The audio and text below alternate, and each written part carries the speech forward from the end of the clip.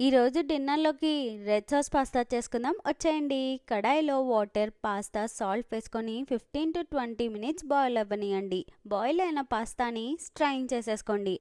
అదే కడాయిలో oil, onion, టమాటా, garlic, పచ్చిమిర్చి వేసి మూత పెట్టి మధ్యలో కలుపుతా మొత్తం మెత్తబడేంత వరకు బాగా వేపుకోండి. దీన్ని చల్లగా అయిన తర్వాత మిక్సీ జార్లో వేసుకొని మెత్తగా పేస్ట్ చేసేసుకోండి. కడాయిలో బటర్ వేసుకొని మెల్ట్ అయిన తర్వాత ఆరిగానో, చిల్లీ ఫ్లేక్స్ వేసి కొంచెం వేగిన తర్వాత మిక్సీ చేసుకున్న ప్యూరీని కూడా యాడ్ చేసి సాల్ట్, కారం, టమాటా కచప్, ఫ్రెష్ క్రీమ్ కూడా యాడ్ చేసి మొత్తం కలుపుకొని కొంచెం సేపు బాయిల్ అవ్వనియండి.